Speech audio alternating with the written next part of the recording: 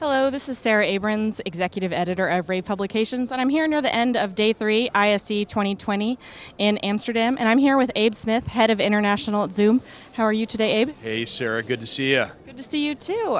So we're almost at the end of Day 3. You've been here a couple days. How's the show going for you? Yeah, it's a full day. I was a little concerned because of the weather and just some of the other things that were impeding the event, but I have to say, particularly on Day 2, it was packed. And here at the Zoom D10 booth, we had so much activity with so many different kinds of people with great questions. It's been full days, but really good. Yeah, a lot of people excited to see the Zoom products? I think so. There's a lot of interactivity and interaction with the product, so I think just by nature here again at D10, people were engaging with the applications, asking really thoughtful questions. There's been also, I think, 28 vendors that have been showcasing Zoom at their booths, and just from walking by with some of our partners like Logitech and the Neat booth, it was really interesting to see the kinds of questions, the kind of interest, just what's going on. So you've gotten a chance to walk the show floor a little bit? Yeah, quite a bit. Yeah, Okay. and it was eye-opening for me. Just first time for me personally at ISE. I'd never been at the event before, but obviously spent a lot of time here in Europe and Asia and other places.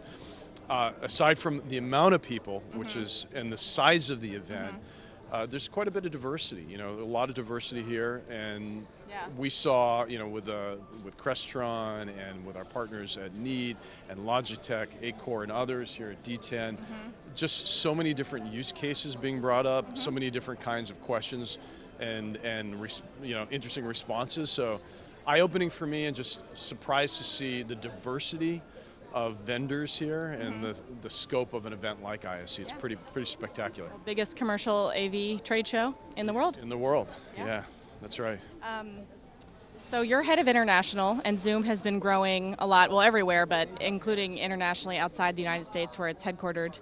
Can you tell us a bit about that international growth and where Zoom is going internationally? Sure. I mean, so I like to say Zoom, we feel Zoom is everywhere.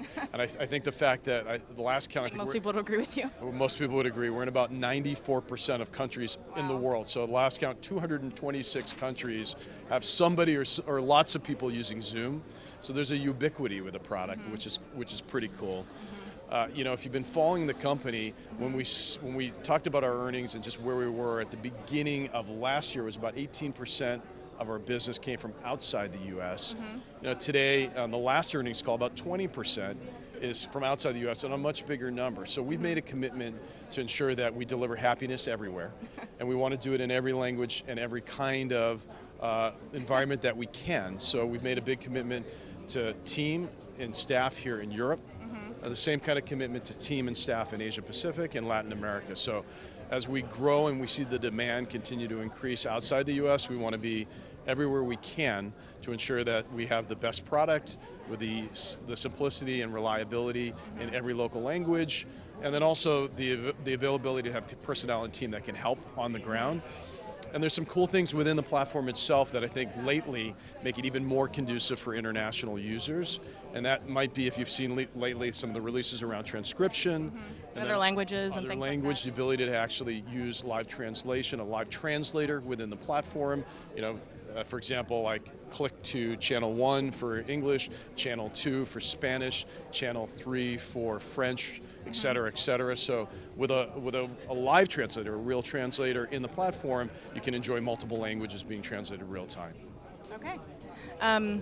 And you just started a new fiscal year. Can you tell us just a little bit, about what's coming up for Zoom in 2020? Sure. So we think 2020 is going to be a great year. We're really excited about 2020. And for us, it's really the continuation of some of the themes that we started last year. So you saw the launch of the Zoom Phone, which was really exciting for us in the United States, and then followed by a launch internationally in the UK and Australia. We introduced our beta of our product, 11 countries here in Europe, which are now in beta, soon hopefully to go to GA, which is exciting. So we want to continue to provide the product, the phone product, in many ways, in many languages, in many locations. So commitment to phone will continue forward. Continued interest in how we proliferate our Zoom Room strategy.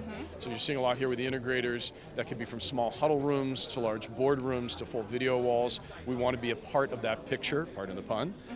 And I'd just say those continued trends and commitment to a platform that has simplicity, it just works, it's reliable, it's easy, and then it's serviced with happiness.